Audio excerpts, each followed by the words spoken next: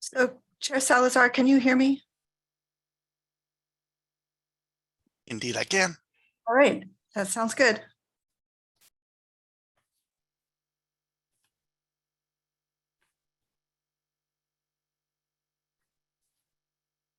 Can one of you click? Showing 5:58, so I'll just give it 2 more minutes until we start. Oh, I think Sandy's doing it on it, so we can. Thank you.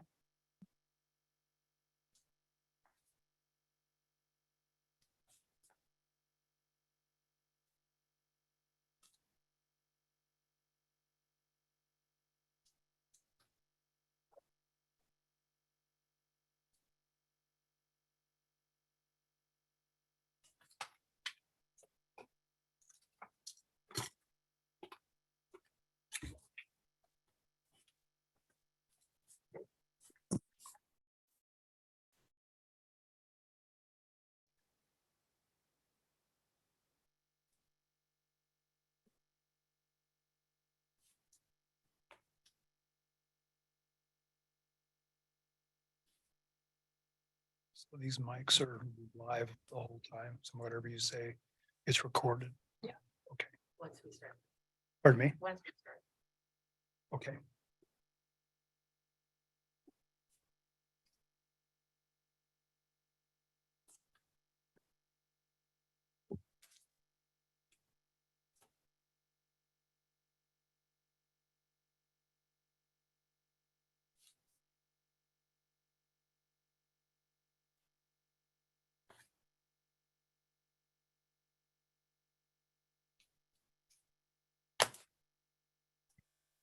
So I mean, is there a big thing that Commissioner Salazar, Commissioner Thompson said he would probably be joining in 20 minutes. Oh, that was last night. Right. Okay, he's joining now. Okay. I think I see him signing in, yeah. All right, great. Well, we'll let him sign in. I'm showing 6 o'clock, so I hereby open the Planning Commission work session. Sandy, could we get a roll call, please? Sure. Chair Salazar, Present. Vice Chair Bergen, Here. Commissioner Cuevola, here? Commissioner Gill. Didn't hear you. Still not hearing you. Present. Did not work. Got it. Yeah, that worked. Just checking. All right. Commissioner Thompson. Here. Commissioner Schmunk Yes, here. and Commissioner Buck. I'm not seeing that he's here.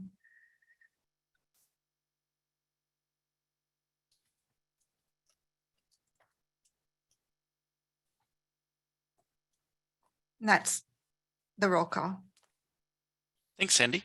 Before we get to introductions, I'd like to ask members of the audience who are joining us by phone or online to please keep yourselves on mute until you are called to provide public testimony.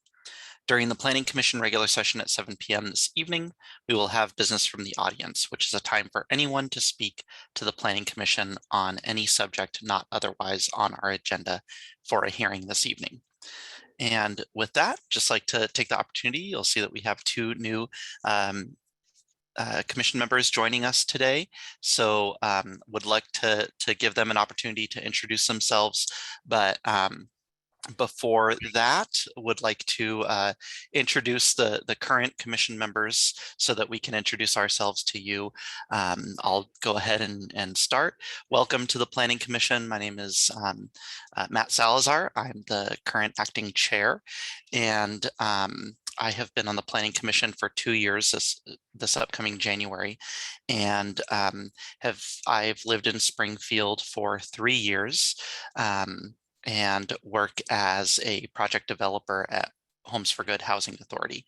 And yeah, I've really enjoyed being on the Planning Commission, learning a lot from the perspectives of our colleagues on the commission. And there's a lot of wisdom here in this group. So I've really appreciated the chance to learn from our fellow commissioners and learn about the ways that development occurs in the city and the ways that we can help shape that. And with that, I'll hand it off to Vice Chair Bergen. Thank you so much. I am Grace Bergen, and I have been serving the Planning Commission since 2018, pre all of everything. So just wrapped up my 4th year serving as on a planning commission. I have a background in real estate. I'm a realtor and have been for about a decade, and have an emphasis in economic development and smart growth. And so that's what led me here to the Planning Commission. And it's been such a great learning opportunity, education on different opportunities and development changes that have been coming up. We have, for those 2 new commissioners on with us, we have an incredible staff that you will soon learn to lean on. So we're very grateful for that. Thank you. Thank you, Commissioner Bergen. Commissioner Gill. Welcome, new commissioners. I am Curry Gill. I have been on the commission coming up on 4 years, and I too very much appreciate the skills and knowledge and care of the staff. I think at some points it's made our job a little too easy sometimes, but they do a great job. So I know that you will appreciate their support as well. Thank you, Commissioner Gill. Commissioner Quavala. Yes, thank you, Chair. Greetings to the new commissioners. My name is Mike Quavala. I'm a retired land surveyor, and I'm the senior member on the commission. I've been here just about 8 years, and I will term out soon. And I wanted to go ahead and express a welcome to our new members. I got to work with Seth on the CDAC, and just to let everyone know that we've got a really great group of commissioners here, some really dedicated people who, citizens, working on the commission. And we're really happy to have 2 new members. And your opinion really does matter in all these decisions that we're going to make. And we will be able to benefit in the future from your experience and your opinions, and what you do in some of your decisions and recommendations will make changes and affect Springfield in regard to housing, transportation, utilities, and just a lot of other matters. So again, welcome, and it's great to have you here. Thank you, Commissioner Quavala. Next, I'll welcome Commissioner Thompson and ask you to share a little bit about yourself. All right, can you hear me okay? All right, so as you can tell, I am currently in my vehicle, so I'm on the road for work right now, but I wanted to tune in for this very important meeting in my first Planning Commission meeting. So yeah, quick background about myself. Grew up in Springfield, moved away for work, attended the University of Oregon. So I've lived in big metropolitan areas, smaller ones, Salem, Silverton, and now back in Springfield and with my family here. I was associate planner for Marion County and a planning intern for Lane County. And then I was an aviation planner for almost 3 years for the Department of Aviation. And currently I am a broadband project coordinator for Business Oregon. So I was just up in John Day today talking about broadband in Eastern Oregon. So right now I'm in Prineville at a Starbucks, so I can attend this meeting. But as was shared by another commissioner, I was fortunate to be on OBAC prior to this, and I think I just got my acronyms wrong. I'm sorry, but the previous committee, and got to work on quite a few projects, several different projects for affordable housing. So that kind of gave me the bug to get more involved in civic engagement, and that's why I decided to submit my application for this exciting opportunity. So as a planner, I guess I'll tell you how I operate. Based on my previous experience, I judge proposals based on their applicability to applicable approval criteria. And so I'm black and white, but I understand we have some discernment in this role on the committee. So I'll try my best to use sound discernment, sound judgment, and look forward to working with all of you. Thank you. Well, thank you and welcome, Commissioner Thompson. And I'd also like to extend a welcome to Commissioner Schmunk and invite you to share about yourself as well. Okay, well, thank you. I guess thanks all of you for serving so far. I would like to try to help out. I have no planning experience. Been in business in Springfield for well, about 60 years, believe it or not, but 30 years in a family business and 25 of my own. Retired 2019. Volunteer for the city budget committee, but they kicked me off. So any rate, I just halfway kidding. I had agreed to leave that to come on this commission. So hope you'll bear with me in my learning curve. Thank you. Well, welcome, Commissioner Schmunk. I think you'll find that we have a mix of expertise and prior knowledge and experience in planning amongst the commissioners, and your experience and your perspective is definitely welcome and very appreciated. And with that, I'll hand it off to Sandy, and she'll be co-presenting with our prior member, Sophie McGinley, who are going to be sharing about the climate-friendly and equitable community rules. Right. Good evening, commissioners. And my name is Sandy Belson. I'm the Comprehensive Planning Manager, and I'm going to lead off doing the overview of the climate-friendly and equitable communities. But before I get into that, I'm going to give you a little bit of an update in terms of where we're at with our legal challenge. So as you may already know, the City Council has authorized the City Attorney's Office to pursue a legal challenge to these rules based on the rules' specific requirements, but not based on the overall goals of having climate-friendly and equitable communities. The City Attorney's Office has advised the council and staff to move forward with trying to implement these rules for the time being, because the rules' very tight deadlines do not allow us to delay implementation while we move through the legal appeal process. So any discussion tonight really needs to stay away from that legal appeal. The purpose of tonight's meeting is to focus on understanding at a high level the rules and what they would require of Springfield.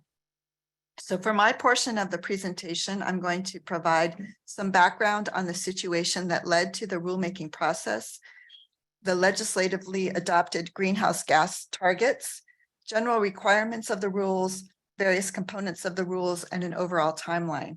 Then the second part of the presentation will be Sophie McGinley presenting more specifically on the parking.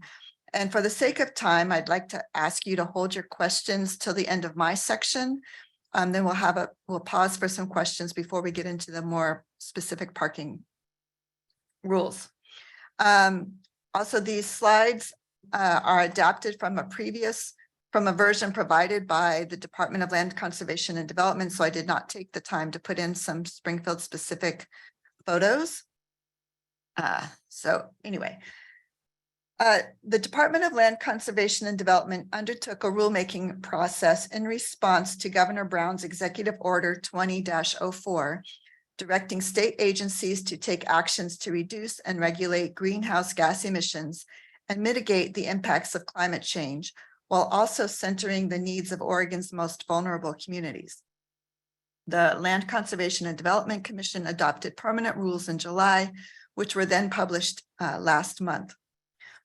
The rules are broad and complex. They cover a range of land use and transportation planning topics. There are multiple cross-references within the rules, and many of the rules are prescriptive in nature. So Christina Kraz is our Assistant City Attorney, and she is our current expert on the rules. Normally I would have her interject, but she doesn't have much of a voice tonight. But if she does have something to correct or add, if you all could watch and see if she's waving her hand, then she can jump in.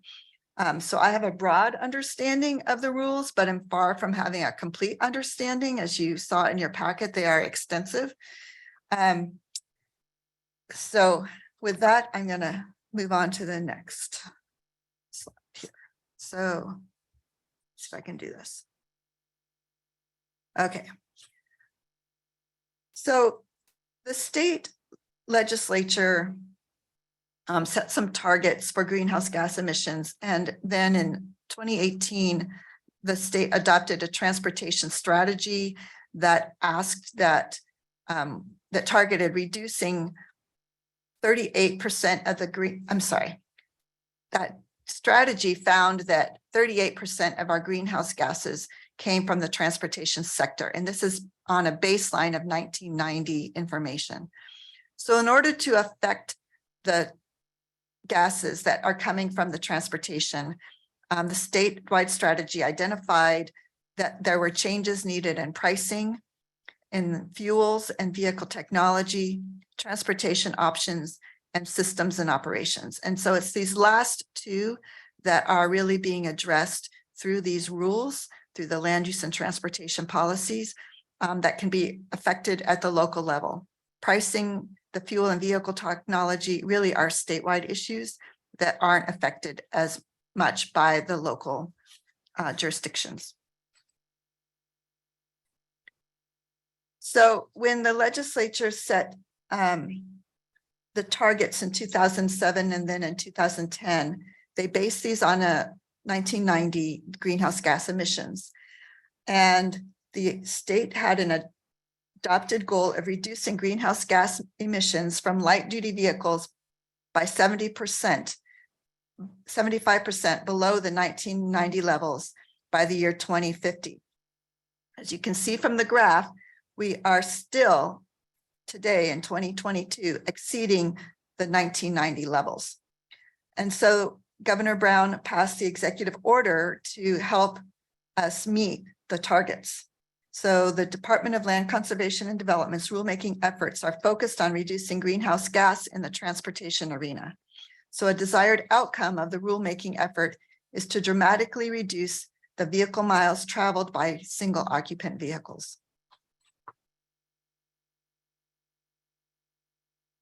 So in order to reduce vehicle miles traveled, particularly that of single occupancy vehicles, the rules have requirements that apply to the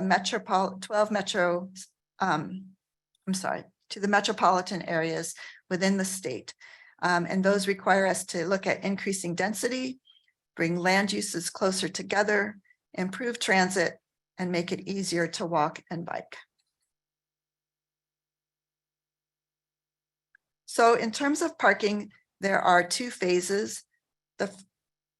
I'm presenting these rules in order of a general order of when they will take effect. And so the parking management rules have the most immediate effect, and which is why we're going to go into them later tonight. So for phase one, Springfield will no longer be able to require on-site parking for new development within half a mile of frequent transit, which in Springfield is the MX and the Route 11. And then there are specific uses that will not be required to have on-site parking, such as shelters, small units, affordable or public housing, childcare, and facilities for people with disabilities. For phase two, the city has a choice. And those options are shown in the green bubbles there. The first one is to repeal all parking mandates, meaning we remove the requirement for any on-site parking. Option two is to adopt parking management policies. And option three is to look at other uses that would not need parking, so reduce the parking requirements, and to create at least one parking district.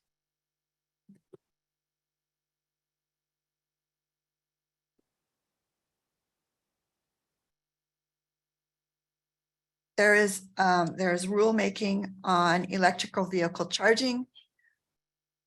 So as of July 1st, 2022, the state building code requires that 20% of parking spaces for commercial buildings and buildings with five or more units be electrical vehicle ready, meaning that the conduit is in place. So that if the owners wanted to be able to provide those electrical vehicle charging stations, the conduit is already there. These rules go above and beyond the state building code requirements and require that 40% rather than the 20% of parking spaces for buildings with 5 or more units have that conduit.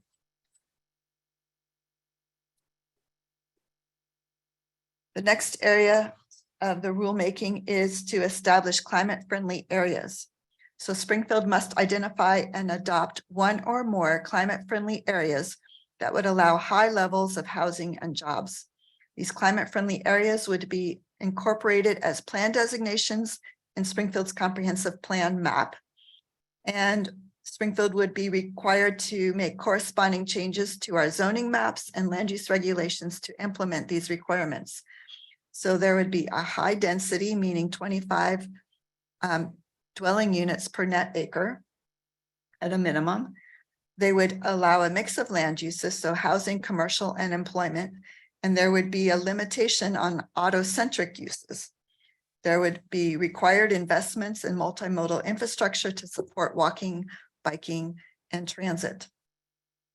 The size of these climate-friendly areas would be based on what's needed to accommodate 30% of our future housing needs. And that calculation would be based on our adopted housing needs analysis, which projects a population within Springfield's urban growth boundary of 81,608 people by 2030. So that results in a climate-friendly area to accommodate the number of households that would be formed by 24,500 residents. Once we identify the potential areas for climate-friendly areas, we must analyze the potential for displacement of members of state or federally protected classes.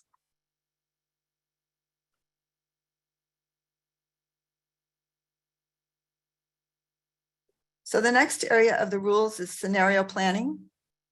A scenario plan looks at land use and transportation inputs and runs a model to see how they affect greenhouse gas emissions from light vehicles. It takes inputs of transportation facilities, the alternative future land use patterns, and policies, and see how those affect different scenario outcomes.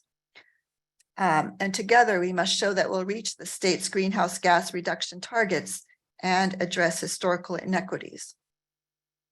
In 2015, the Central Lane Metropolitan Planning Organization undertook scenario planning on a voluntary basis to meet the 30% target reduction of greenhouse gases with a focus on our transportation system.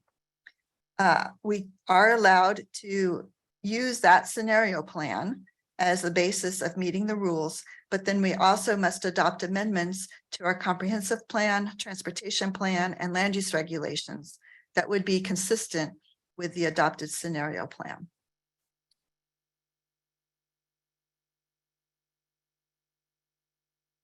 The last area that I will highlight, one of the last areas I will highlight tonight is transportation planning. So first aspect is to look at how we model our transportation system. We have a travel demand model that we use on a regional basis that is based on the number of trips generated by various land uses. But instead of using that type of a model, the rules require us to look at vehicle miles traveled on a per capita basis. We don't have that model in place anywhere yet in Oregon, and so it's not clear how using that model is going to affect both our transportation planning more generally, but also how we respond to development permits that come in when we're looking at the effect that they would have on travel within the area. Springfield has recently made amendments to our development code to implement Springfield's transportation system plan. So we've done a lot of work in the areas that are covered by the rules, but the rules will require that we look to see what other changes will be required to fully comply with the standards for compact pedestrian-friendly, and mixed-use development.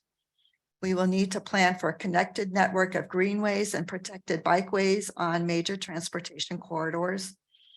And the rules require a focus on priority transit corridors with investments to improve travel time, improve access to bus stops, and promote compact mixed-use development patterns near bus stops and stations.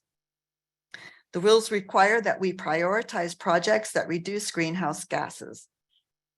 Pedestrian, bicycle, and transit projects will be given a relatively high level of priority. We will be required to have a financially constrained list of planned projects. So if a project is not on the financially constrained list, we will not be allowed to construct that project, with very few exceptions. Instead of using our current motor vehicle congestion performance standards, we will be required to develop new performance standards that we will use when planning for or reviewing the impact of development on transportation facilities. We will need to relook at our bicycle parking standards to ensure we are meeting the state requirements for covered parking, shared bicycles, large bicycles, and other small-scale mobility devices. The biggest ticket item is the enhanced review of already adopted projects. So projects that are already within our transportation system plan that would have the potential of increasing capacity for vehicles will require us to relook at those and redo a public process to continue to include them in an update of our transportation system plan. So there are 8 projects that will require that level of enhanced review.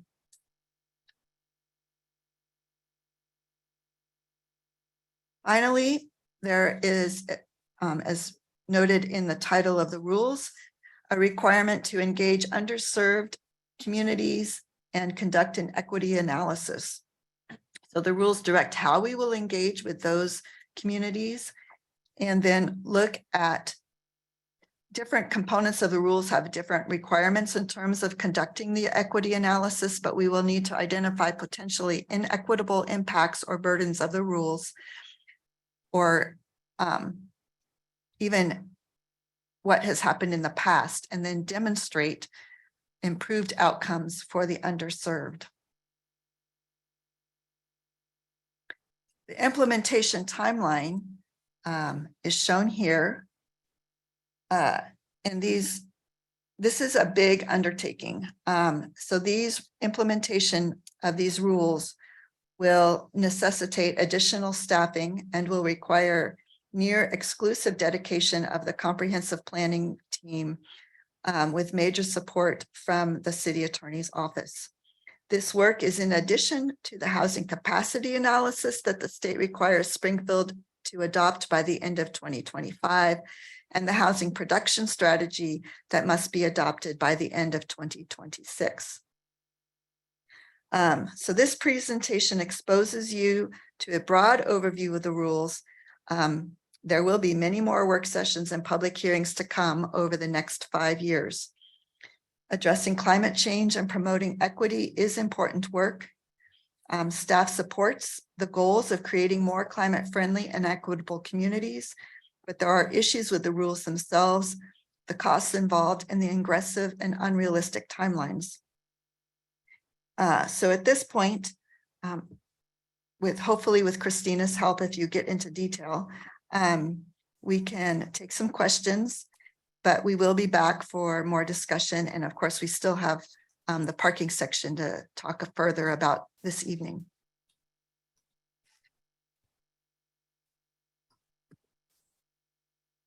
Thank you, Sandy. Do we have any questions from any commissioners? Commissioner Bergen? Thank you so much. Thank you, Sandy, for that explanation. That is definitely helpful. I've myself been following this and said that is probably one of the cleanest explanations I've received on that. So I appreciate that. The question that I have actually might be more appropriate for when Sophie presents, but it is about the question or the parking that was, I believe, on the first page. No required on-site parking within half mile of frequent transit, and that is for the new development. Was that for residential and commercial? All development regardless of what it is for? Correct. Okay, thank you for that clarification point.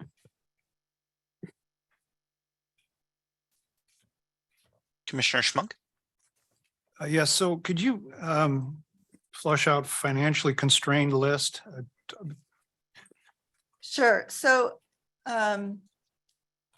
basically, when we create our list of projects that we would include in our transportation system plan, we are looking at likely funding sources for those projects and calculating how much funding we're likely to have over the 20-year planning period, and then identifying what projects we can afford to build. So if we don't have enough money identified for the project, it would not be on the financially constrained project list.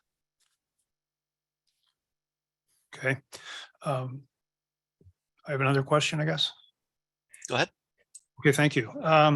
So I'm wondering, the language you're using, underserved. Can you tell me who that is?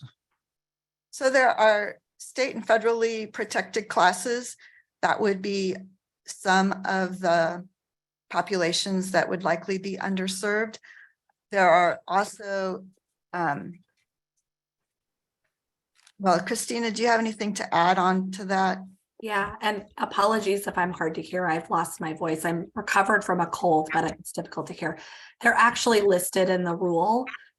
So we don't have flexibility to reduce these. I guess we could add to them if we feel there are more, the council feels there are more populations, but they are, and I'll just read them if that's okay. Black and African American people, Indigenous people, including tribes, American Indian, Alaska Native, and Hawaii Native, people of color, and then it has a very long list of including but not limited to after that. Immigrants, including undocumented immigrants and refugees, people with limited English proficiency, people with disabilities, people experiencing homelessness, low income and low wealth community members, low and moderate income renters and homeowners, single parents.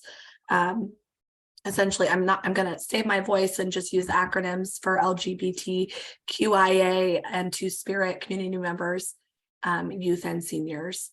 And obviously there's a lot of intersectionality. Community members may identify in multiple categories. And there are, it's pretty broad. And so I think, you know, the way that it's written, most of our community could fit into some of these, you know, a lot of these categories. I guess I'm wondering who's not on the list. Yeah. And we So the question I have is, asked those questions of the department and didn't get always clear responses. okay, well, does the city need to include that in our evaluations? Can't we just include everybody? Fortunately, the rules are highly prescriptive as to how we define and engage who are underserved populations. We can prioritize, adopt priorities within certain categories, but we're required to address underserved populations the way that they're defined in the rules. I just have a quick follow-up question to that before we get to Commissioner Cuevila. In defining, you mentioned that a couple of the underserved communities are income-based, low and moderate income, you mentioned. Is there a definition for how that's defined? Not directly in these rules. No, I think we'll have to do some interpretation, or there may be guidance from the department in terms of what income level. Ideally, we would be able to use census data at sort of a tract level on some of this. Thank you, Christina. Commissioner Cuevila? Thank you, Chair. Yeah, a number of questions. I'm going to try to not ask the parking questions yet until after former Commissioner McGinley does her presentation. But a few things I was confused about, one of which is the rules document and the attachments are written for not only areas like Springfield, there's also large areas of it that are written for the Portland metro area, some areas that are written for small counties, etc. It would be really great to eventually get revised thing on these attachments that eliminates the stuff that doesn't apply to Springfield, so that we don't get lost in that. Because if it goes to multiple pages, it's kind of hard to go back to the beginning and say, oh, this is for Portland only. So that was one request. But one of the questions I had in regard to that was where they talk about areas that are greater than 100,000, and also talk about metropolitan planning areas. Would, if you include, if you look at LCOG, would that be a metropolitan planning area? And then would we be over that target number, including Eugene and Lane County? We are in a metropolitan planning area. That's the Central Lane MPO that LCOG staffs. We are not a city over 100,000 that has to comply with specific rules for local governments over 100,000. That's primarily Eugene and Hillsborough right now. And Okay. Okay, that's understandable. So the rules that are for over 100,000 exclude us whether we're a member of a metropolitan planning area that's over 100,000 or not. Correct. Very, very, very confusing. The one of the things that was talked about was the anti-displacement toolkit that the state has developed for gentrification. And at one time I reviewed that, and I don't really see where it presents anything anti-displacement. It allows you to determine whether there's been displacement, perhaps, but I didn't see anything in it that was any kind of toolkit to prevent displacement. Now, maybe it's been redone, but since we did our review of that, I don't really see how that's going to work that way. Another question I had was in regard to demand management for transportation.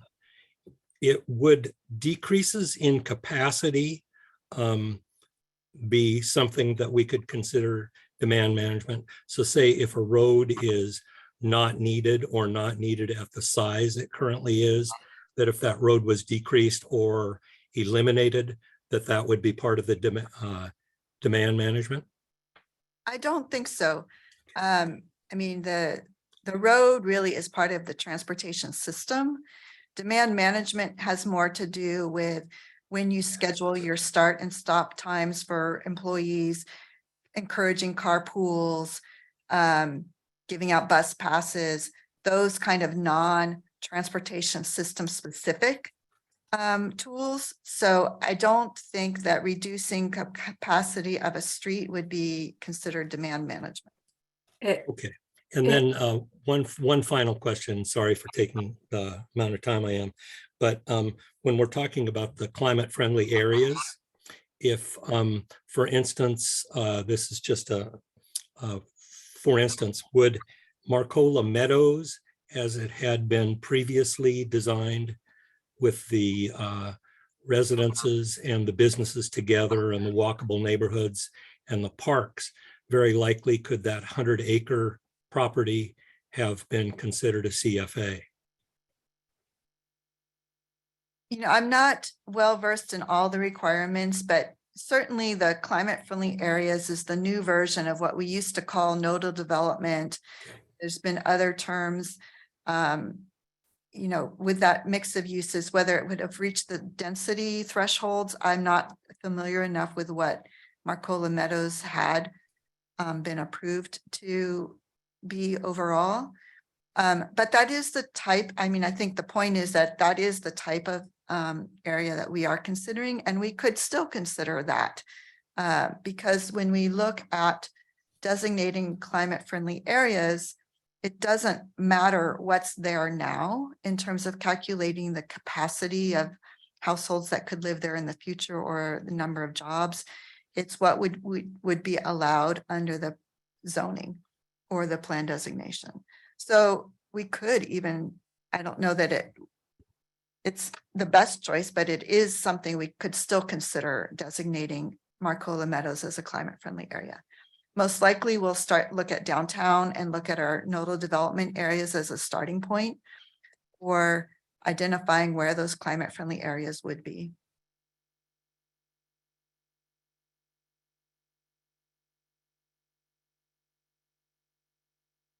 Sandy, in terms of the review, the level of review as these rules start to get implemented, that will need to come before the Planning Commission, what do you expect will be the level of involvement needed by the Planning Commission? Do you think, especially compared to, I mean, we've had the recent heavy lift of the development code update project. How would some of these rule implementations compare to that? So they are, as you can tell, broad reaching and involve both comprehensive plan amendments, zoning map amendments, development code amendments, but they're all needing to be done on a very tight time frame to meet the rule requirements. And so we're in this conundrum of doing meaningful community involvement in a very prescriptive way to involve these targeted communities, and yet not really given enough time to do it as we normally would. So I'm not sure how involved we're going to be able to, the Planning Commission will be on the front end, but certainly on the adoption process. And as usual, you would adopt a community engagement plan. Unfortunately, we're not going to be able to do a plan for all of the climate friendly equitable communities rules. We're going to have to do it on a more specific basis. I don't know if we're even going to do one for parking because the rules require such immediate implementation. The first phase comes into place on January 1st, and the second phase needs to be adopted and effective by the end of June. But for the climate friendly areas, there is a consultant who has been hired by the Department of Land Conservation and Development, along with they are also contracting with Land Council of Governments to do the analysis, technical analysis. And so the consultant will focus on public engagement, and they are preparing a community engagement plan that would come to you for your approval for at least the climate friendly areas component. Thank you. That's helpful. Commissioner Schmunk? Yes, so can you tell me so there's two primary emphasis here. One is people, the underserved, and one is the climate change. Is that the two primary impetus or structures that are impacting what decisions need to be made? Right. And we're dealing with climate change focus on the transportation sector, which includes both land use and transportation. Okay, but generally, I mean, it's climate or it's people. Mm-hmm. Okay, well, I don't feel like I got an adequate answer to my question about the people. And I'm really confused about why we would segregate people into groups like this. But having said that, how much where's the emphasis? Is it like 20% people and 80% climate, or is it, I mean, what's your feeling for that? I would say the majority is on climate, but taking into consideration how it's going to impact people. It impact people because of the climate changing? Potentially, but more so, I think, in terms of, are they being displaced? Are they being burdened? I mean, any policy decision typically will have winners and losers. So are we favoring certain community members over others by these policies, and analyzing how those policies will affect different segments of our community? Isn't that extremely difficult to do? I think it depends on the policy and the data that we have, whether it's difficult or not. I think taken in whole, complying with these rules is going to be difficult. Okay, well, let me ask you about a specific example, because I have a hard time evaluating people based on groups and putting them in these groups. So it says Black and African American people. So that's a skin color test. Is that right? Yeah, I think if I can anticipate where you're going with that, you Thank you. can, I mean, Eugene, Springfield, when you look at the location of our minorities, they're pretty evenly dispersed around the community. We don't have, unlike several other metropolitan areas, concentrations of ethnic or racial groups. But for instance, if you had a community neighborhood that was largely Black, and you said, well, we're going to designate that Black area as a climate friendly area, then you would need to analyze, is that to the positive or negative impact on that community neighborhood, rather than this white neighborhood right next to it that has the same characteristics potentially. So when in our case, where these minorities are more dispersed across the neighborhood, I think it will be harder to make that determination. But there are situations where if you had concentrations, you could see that there would be that type of impact that But we you need to don't- analyze. We don't in Springfield. And so I mean, these are our neighbors, right? You're saying they're dispersed, they're our neighbors. Is that accurate? So I'm not sure how we take this test and apply it to our community. Well, we would say they're dispersed, and so therefore there's no inordinate burden on Black people as opposed to white people or brown people. And disregard this language at that No, I think we're saying we've done the analysis. They are dispersed, therefore there will be no detrimental impact. Okay, thank you. Looks like Christina wants to add. Most of the rules use a test that the decision will burden underserved populations no more than the rest of the population. So with regard to racial identity and race in Springfield and Eugene, if we have data that shows it's dispersed, then that should meet the test to show it will burden people no more, like it will burden that identity no more than others. But I think some of these will be very hard for us to find information to document how it might affect people in those groups, just because of a lack of data. People who are Black or African American or people of color is documented in the census, but like the US Census, for example, does not document sexual orientation or gender identity, and the rules require analysis of that. So these were all concerns that the city of Springfield raised during the rulemaking process. I think it's probably not surprising, given that we've discussed the appeal, and I don't want to get into appealing too much, but I do want the commission to know that there are a lot of things in these rules that seem to not make sense or seem to be counterintuitive, or just too specific in the rules to provide flexibility for Springfield to make decisions that work well for all of Springfield. And those are concerns that we did raise through the rulemaking process in terms of allowing everyone in the local community to have input into decisions. And there are ways I think these rules will limit our ability to do that because they're too prescriptive. Commissioner Schmunk, I just want to note that we only have about 15 minutes left to go over the parking rules. So if you don't mind holding your question, I'd like to give time to go over the parking section, and then we can take questions for both sections after that. Is that okay? That's fine, thank you. Yeah, thanks. And with that, yeah, wanted to give you, Sophie, a little enough time to present on the parking rules, because I'm sure we'll have plenty of questions about that as well. So yeah, welcome back. Hi all, I'm Sophie McGinley. I am feel so privileged to be working with Springfield and the Springfield Planning Commission in a different capacity now. So I'll just give you a little background on parking.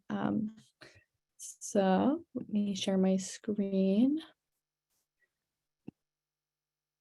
Okay, can everybody see that? Lovely. Okay, so as Sandy said, I'll start here. My objective for tonight is to provide an overview of the parking component of the climate friendly and equitable communities rulemaking. I will provide some background context, just reiterate the pretty quick project timeline that Sandy provided an overview of, talk about phase 1, which is coming up really soon, share what is included for phase 2, and then go into the options. And this is the same presentation or the same PowerPoint that was given to the City Council last week on October 10th. So we'll share the council direction that staff received. So there has already been a lot of work done in Springfield to lay the groundwork for complying with parking rules. An example of this is the transportation system plan that was adopted in 2014 that includes policies that are explicitly intended to reduce dependence on the single occupancy vehicles, very similar to the intention of the climate goals in the CFEC rules. And when I say CFEC, I'm referring to the Climate Friendly and Equitable Communities rulemaking. During 2016 to 2020, Springfield engaged with the community in an extensive process to figure out the right balance of tools for Springfield to meet these TSP objectives. Springfield was stricter than the CFEC rules in some cases, and more lenient in others. An example of this is Springfield lowered minimum parking requirements, added parking maximums, and increased opportunities for developers to seek right-sized parking requirements that are outside the code's limits. A few of these provisions, though not all, will help Springfield comply with CFEC rule requirements, such as Springfield's existing maximum parking requirements, bicycle parking standards, and maximum block length requirements. Just to review some terminology that is included in the CFEC rules, parking minimums are requirements for people who develop property to include a mandatory minimum of on-site parking spaces. And parking minimums are just that, a minimum. So many developments include more than the minimum parking required. On the other side of that is parking maximums. So where parking minimums are a floor, parking maximums would be a ceiling. Parking maximums, which Springfield has adopted, limit the amount of on-site parking that can be included with a development. So they allow for less than the maximum, but not more than the maximum. As Sandy said, the rules are pretty fast in their timeline. The first phase deadline is quickly approaching for December 31st, 2022, so this year. The second phase is broader in scope and requires the Planning Commission and the City Council to make choices in order to meet the implementation deadline, which is why we're here, which is why we sought direction from the City Council last week, and we will provide an update on that. So just an overview, we have the phase 1, phase 2, and then Sandy provided some background on electric vehicle conduits, but I won't be covering that tonight in the presentation. So phase 1 is parking near transit and certain uses. I don't want to be too redundant here, but the meat of this is that you cannot require parking. So you cannot require those minimum amount of parking spots for development within half a mile of frequent transit corridors. So the MX and Route 11, and then you cannot require parking for certain uses outside of that half mile of frequent transit corridors. And here's a map of what that looks like. So as you can see, it's along those frequent transit corridors and covers quite a bit of the city. For certain uses, this means that the city may not require more than one parking space per residential unit in developments that have more than one dwelling on a single legally established property. And the city also may not require parking for the following uses: facilities and homes designed to serve people with disabilities, childcare facilities, single room occupancy housing, residential units smaller than 750 square feet, affordable housing, which is defined as housing available to rent or buy by households with income that does not exceed 80% of area median income, or spaces in manufactured dwelling parks available for rent by households with income that does not exceed 100% area median income, publicly supported housing, emergency and transitional shelters for people experiencing homelessness, and domestic violence shelters. The Phase 1 rules do not retroactively apply to existing development, so that does not mean that existing development needs to remove the parking that they've already built. They apply only to new development or redevelopment that meet the criteria. They prohibit the city requiring parking, not the developer providing parking. They do not interfere with existing parking maximums, and they do not directly affect accessible ADA parking requirements. So in Springfield, after the Phase 1 deadline, which is the end of this year, December 31st, the city will approve applications for new development or redevelopment that meets the criteria for Phase 1 parking rules. The city will provide internal staff training to our counter staff and development review team. And the city is not planning to undertake code amendments at this time. And developers and staff will refer to the state's rules in OAR Chapter 660, Division 12, until the state provides additional information. Phase 2 is more of a citywide approach. So where Phase 1 is targeted in its approach, Phase 2 covers the rest of the city. The state provided options for implementation of this phase. So there's 3 of them. Option 1 is what we're calling the do nothing approach. This option would require the elimination of all parking minimums citywide. Options 2 and 3 would allow the city to keep some of our existing parking regulations, but we would have to make modifications and add new requirements and programming. Options 2 and 3 would require significant code amendments, funding, and staffing, which I will detail on the following slides. And the extent and the complexity of the rules make them difficult to understand and fully grasp the implications of implementation. While the city attorney's office is pursuing legal review of the rules with other affected cities, the rules remain effective unless or until a court issues a stay on the rules. And you've heard Christina talk about that already. So here's a graphic provided by the state that shows the 3 options. I know it's a little hard to read, but it's included in your packet, and I'll be going into more details in the following slides. So as I already said, option 1 is the do nothing approach, and options 2 and 3 are more convoluted and require additional regulations and programming.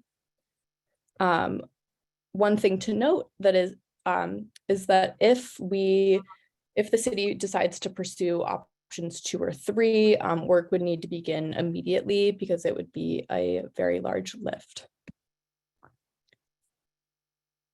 So options 2 and 3, they have similarities and then they branch off and have differences. And so first I'll cover the similarities. Both options would require reduced mandates based on shared parking, solar panels, electric vehicle charging, car sharing, parking space accessibility, on-street parking, garage parking, and garage parking. They would both require unbundled parking for developments with 5 or more dwellings that are located near frequent transit. They would require that the cities not require garages or carports. They would require removing on-site parking requirements in and near climate-friendly areas, or adoption of parking management policies, including unbundled parking for multifamily units. In addition to both options 2 and 3 requiring all of the components on this slide, each then have unique additional requirements. So the additional option 2, parking management policies, gives the city a choice of implementing 3 out of the 5 following policies: unbundled parking for residential units, unbundled leased commercial parking, flexible commute benefits for businesses with more than 50 employees, tax on parking lot revenue, and no more than half a parking space per unit in multifamily developments. And as a definition, unbundled parking is a requirement that parking spaces for each unit in a development be rented, leased, or sold separately from the unit itself. The additional option 3 requirements include reduced parking in parking districts, and they require cities to implement all of the following: no mandates for a variety of specific uses, small sites, vacant buildings, studios and 1-bedrooms, historic buildings, LEED or Oregon Reach Code developments, no additional parking for changes in use, redevelopments, and expansions of over 30%, adopting parking maximums, no mandates within half-a-mile walking distance of climate-friendly areas. And when I say no mandates, I mean no parking minimums. And designating a district to manage on-street residential parking. So that was a lot of information, but I will now open it up for questions.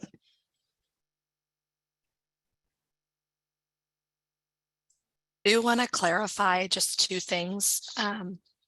The rules do have limits on parking lot locations and parking locations developments can provide in the future, but those don't take effect in June 2023. Those take effect with the climate friendly areas. So just because Springfield did make comments on that to the commission. So I want to just, if anyone had questions around that. And then also with regard to ADA, this was a topic that came up at the city council. The rules don't limit our ability to require ADA spaces per the state building code when a developer provides parking, but by prohibiting parking, us from requiring any minimum parking, because we have to act consistent with the state building code that ADA spots are based on the number of parking spots, we may be preempted from requiring ADA spaces if a developer does not otherwise wish to provide parking. So there are just like a couple nuances that might have spawned some questions I wanted to just proactively provide. Thank you, Christina. Oh, and I apologize, Chair Salazar. I also should have expanded with letting you know what the council directed staff to do. So the council has directed staff to further explore option 2. So staff is researching information about the potential effects of option 2, and they are open to option 1 so long as option 1 could fully accommodate accessible ADA parking. Did you have anything to add to that, Christina or Sandy? Okay. I guess I'll say, I understood them to say no to option 3, and then what the impact is of option 1 and 2, they would get that in more detail and then make a decision. They are concerned about the impact on low-income households, particularly with the unbundling of the parking, that by unbundling parking that they would be charged what they pay now for rent plus have to pay for a parking space if they choose to use one. So that's one of their concerns. And they did also say that they were not interested in looking at taxing parking lots. So within the 3 out of the 5 policies, they've taken that one off the list. Thank you. That's helpful context. Before we entertain questions around parking or any holdover questions from the previous section, just wanted to see, just note that we're at 7:02. Christina, do we need to take any action in order to push through this time? Okay, we'll just take as No. much time as we need for Yeah. questions on this section We- and then. We can't start regular session earlier than 7, but we can start it later. It's the same meeting link, should be totally fine. Excellent, thank you. Okay, so we'll entertain questions for as long as we need, and then we'll push through to the regular session. Any questions? Commissioner Schmuck? Yeah, so the parking, so that this rule, if you chose the monetary, would you have charge for parking? That wouldn't be on existing parking. That would only be on new developments. So when you're saying charging for parking, Yeah, option 2 involves some parking management. right? I think that it depends on how we would implement that. Christina, do you have more or Sophie more to add? Because I'm not as familiar. I will double check the rule on that. You understand what I'm saying? In other words, Yes. if there's existing apartment buildings, would you then have to start, putting a meter on those? Okay, thank you. Yeah, and it wouldn't be the unbundled parking wouldn't be meters. It would be a requirement that landlords lease the space separately from the unit, but it doesn't provide us any ability to impose rent control on sort of dividing existing rents into a parking component and a housing component, which was part of what the council talked about. I will double check the rules around when those would apply. Okay, and then one more question for Christina, and that's the last one I'll have, hopefully. So these are administrative rules. All this is administrative rules, include the climate friendly, equitable communities. So none of this is in law, or they're pulling on some law, but most of it is administrative rule. Is that correct? These are all in administrative rules. Administrative rules, unless we get a stay from a court, apply to cities as a component of state law. But they are, I think you're astutely noticing, there is no direct state legislative direction and statute for them to adopt these rules. And that is something that, we have asked about during the rulemaking process for them to provide more information on the source of the legislative guidance on this topic. And we did not get an answer to that question. Just to be clear, so this could change with a new governor. Is that correct? A new governor does not automatically change state rules. There's a state statute known as the Administrative Procedures Act. And so when a new governor takes office, if their direction is different, the Land Conservation and Development Commission is an independent body. It's appointed by the governor, but commissioners can only be removed for cause. And so the rules would stand unless or until the commission either reopens the rulemaking and follows all of the processes they have to follow to amend the rules, which we would really hope that they would do to fix some of these issues, or unless a court strikes them down essentially or sends them back to the commission to address deficiencies. Thank you. Thank you, Commissioner Quibla.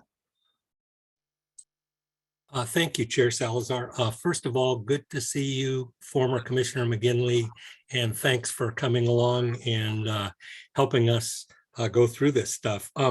One question I have for you is when we're talking about the options under number 2, parking, when we say we can only, no, let's see, it's no more than half a space for certain developments. Is that no more than a mandate for half a space, or is that like there shall not be more than half a space per unit? Thank you. That's a great question, and thank you for asking it. That means you can require no more than half a space. So it'd be the parking minimum would be half a space, whereas before it was 1 space per unit. Okay, so for it's multifamily. Great. So it's no mandate for greater than half a space. Yes. Okay, great. For, unless that development is within that phase 1 near transit. And so it's that multifamily residential development outside of those frequent transit corridors. and climate friendly areas. Okay. So my understanding is that that would not be able to apply to very many developments. Am I correct in that, Christina? I just want to double check. Yes, I mean, the likelihood of getting multifamily outside of the half a mile transit corridors or climate friendly areas is pretty small. And just to make sure that rest of the commission understands, if a developer wanted to provide more than that half a space, they could. Okay, great. That's that clears that up well. By the way, I thought I'd express to the rest of the commissioners, in case anyone doesn't know, Route 11 goes down Main Street all the way out to Thurston and then makes a kind of a loop-de-loop out around the Thurston area and then comes back in on Main Street. So that's when we hear Route 11, I didn't know what it was until I looked it up. But the other question I had is, well, actually, it's a comment in regard to the map that shows the 1/2 mile from frequent transit corridors. If we look at its attachment 7, page 103 of 40, it says that cities and counties may either use walking distance or straight line distances in measuring distance in this rule. So I believe that that area, at least on the West D Street corridor, that's being defined by going across the river in a canoe to the MX line, is probably should be deleted. Yes. Most likely should be deleted from that map, because I'm sure the council will probably want walking distance. Okay, thanks. I have an answer on the unbundled parking question too, if you want to go back to that, Chair. Yes, please do. The rules don't specify that it is only for new development. And so what would happen is this would be a requirement adopted into our code, and any development that existed prior to that would be considered an existing non-conforming use, but likely would have to start it if they did any redevelopment, we would likely be required to start imposing that unbundled parking requirement onto that development if they were to come in with a change of use or something else that would that would no longer qualify as existing non-conforming use. That's typically the way that those types of provisions work.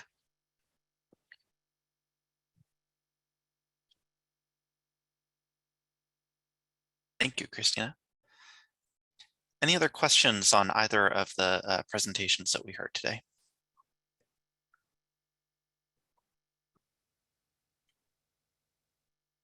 All right. Add that we're going to City Council on November 28th for a work session to discuss that option 2 for phase 2 as compared to option 1, and get some input from them as to whether they would like us to consider that. And if so, we would need to initiate the various code amendments to implement that.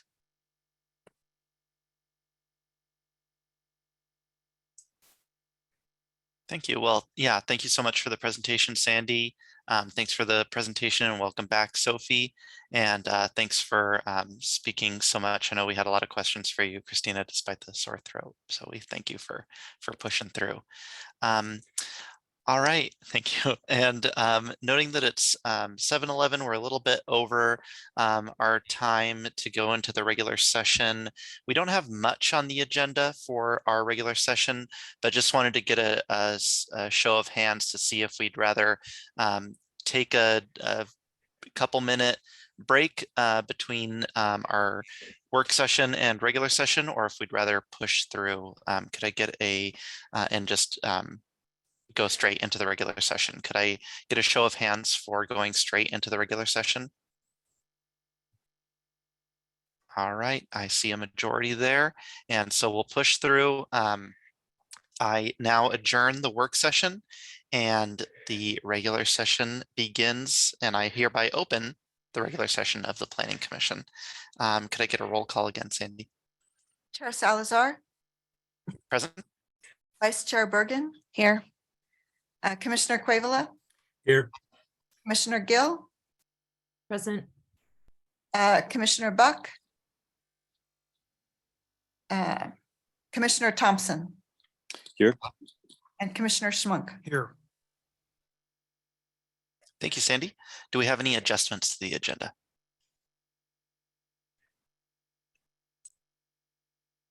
All right, seeing none, we'll move into the Pledge of Allegiance.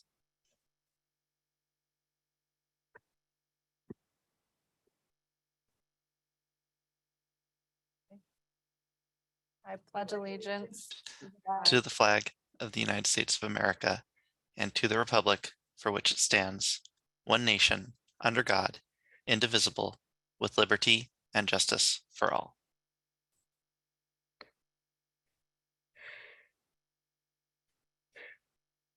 All right, we'll now move into approval of the minutes from August 16th, 2022. Are there any, does anyone have any corrections to the minutes as published in the packet?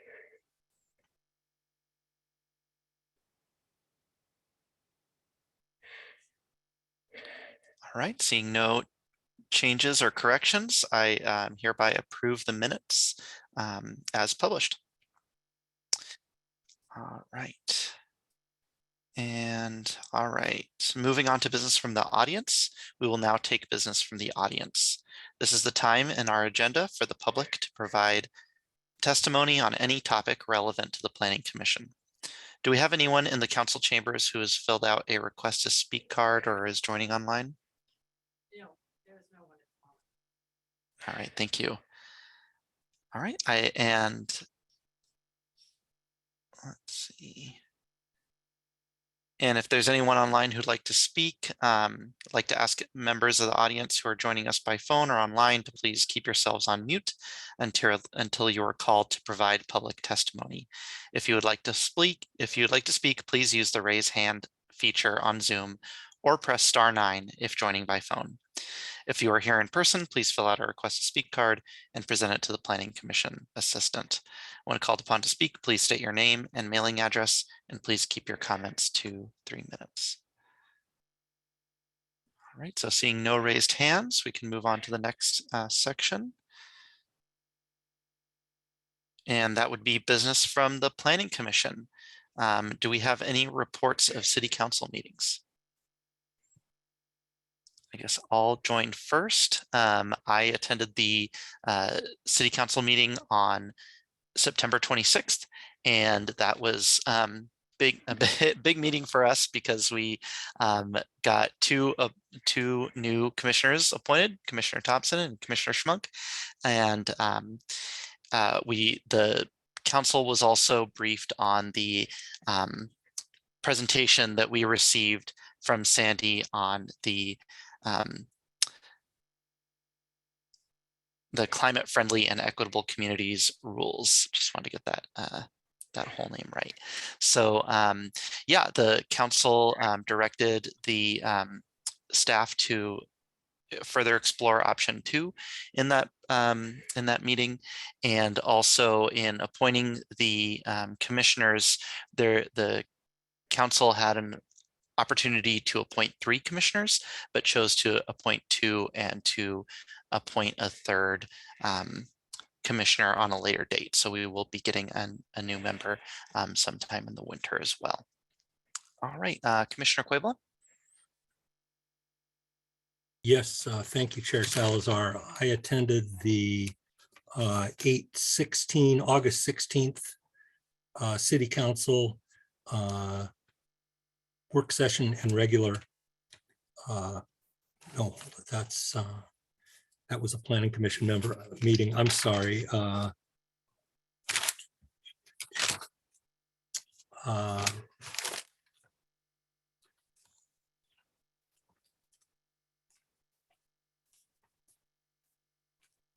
City Council, September 6th, sorry. A work session that included discussion of the staffing, the jail medical, new jail medical contract with WellPath, was report to the police commission. And then the regular session discussed small annexation due to sanitary sewer failure, Booth Carely leasing,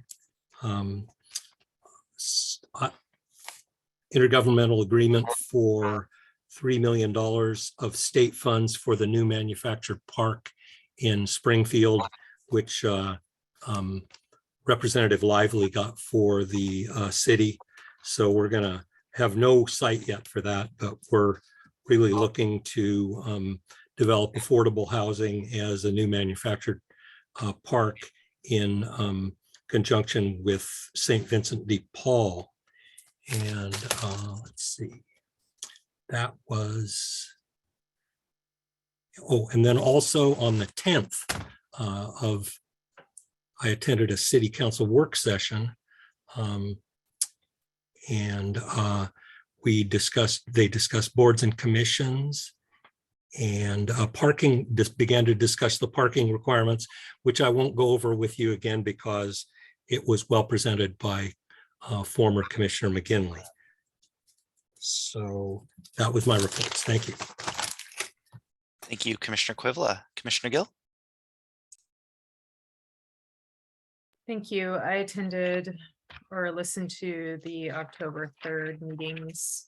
The work session was entirely regarding treatment court and a proposal by the court to develop a treatment court process, which would be offering an opportunity for support and assistance for folks who come before the court and accept the option for treatment.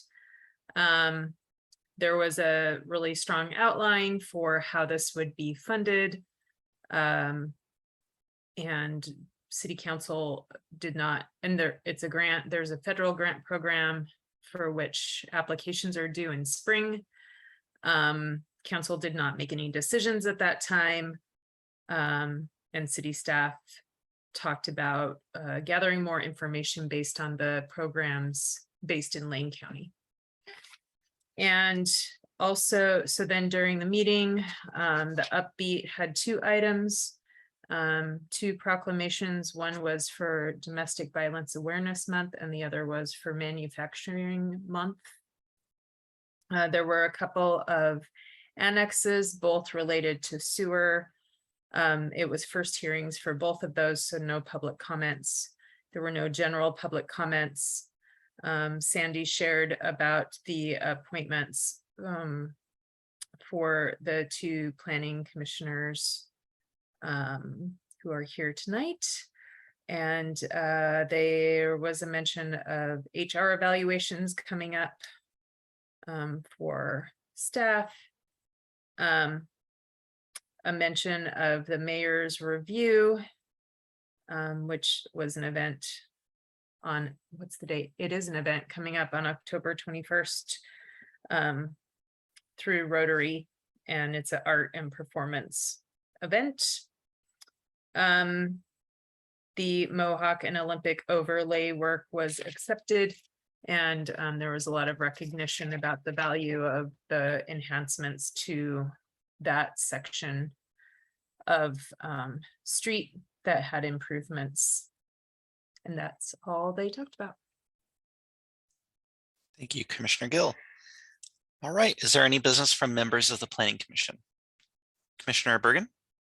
Thank you. I just had a couple clarification questions, one of which I wanted to share that I found the answer now that we have 2 new commissioners, if we would, our city council schedule would adjust. And I just saw on the schedule that they are now included in that. So I'm so glad we have that resource. My second question was a clarification question, not a report, say coming up on that.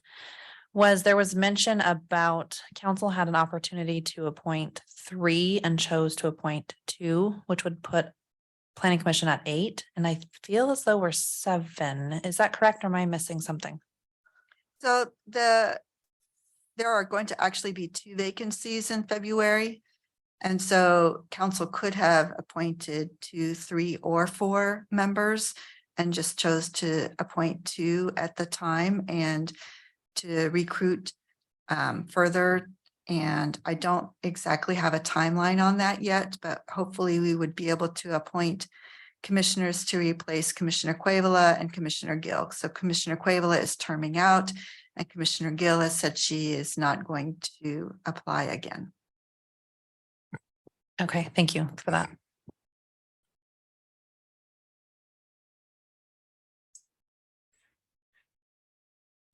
Any business from members of the Planning Commission? Commissioner Quibble? Yes, thank you, Chair. I'd understood that in last night's city council meeting that there was some discussion regarding issues with excess drainage and drying of land in associated adjacent to the Marcola Meadows subdivision. I wasn't able to attend, but I understand that there is a pond that is upstream of Marcola Meadows that is now eutrophying. And I was wondering if there was anyone who knew more about that that could fill us in on that information. Christina, I know some, but if you want to go ahead, that's fine. No, if you want to talk to it, Sandy, that's fine. Just am happy to if you didn't have the information.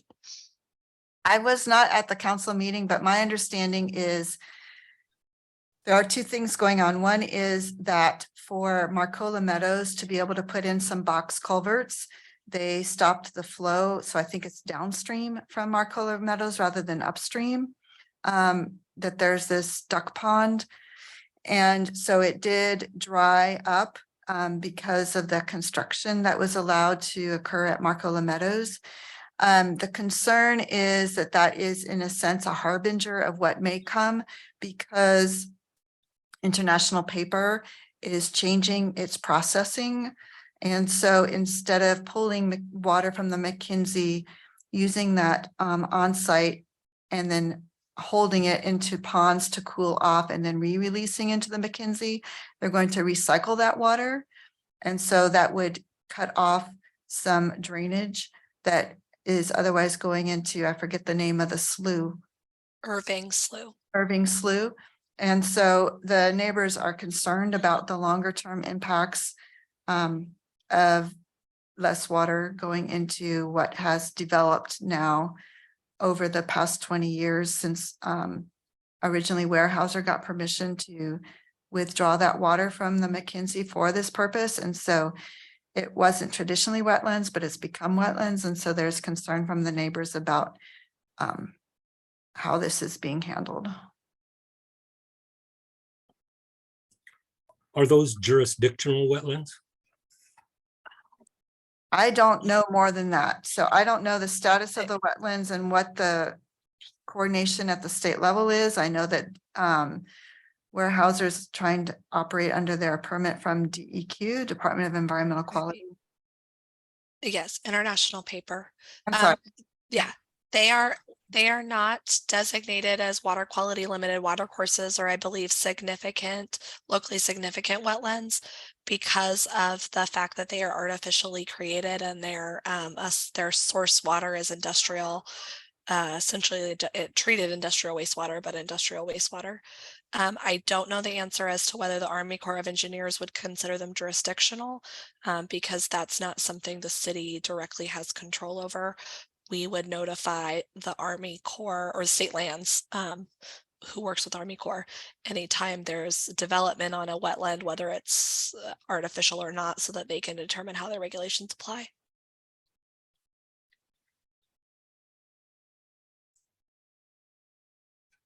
Thank you.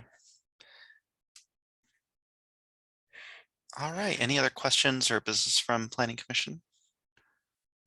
All right, seeing none, we'll move on to our final item, which is business from the Development and Public Works Department. So I have 2 items to share. One is that some of you may recall that we are looking at preliminary maps prepared by FEMA for floodplain, so flood map updates. There is an open house this Thursday at Lane County Public Works off of Delta Highway. If you would like to come learn more about FEMA's map update process, we've updated our webpage on floodplain management to include additional information and have been doing some outreach, including targeted mailings. So encourage you all to check that out. If you're unavailable on Thursday, there is also an open house in Cottage Grove at the Armory on Wednesday that will be targeted to the Cottage Grove and Cresswell communities.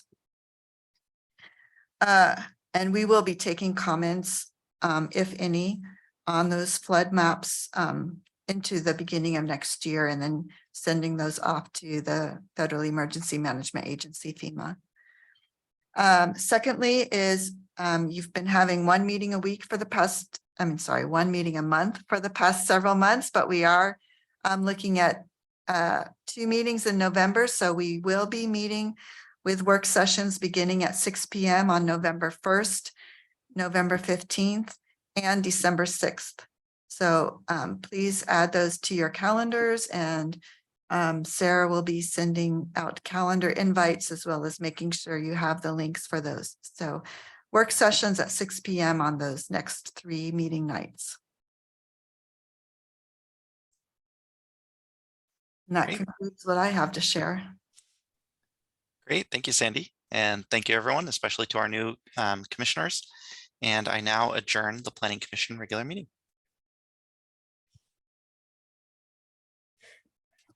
See you in a couple weeks, everyone.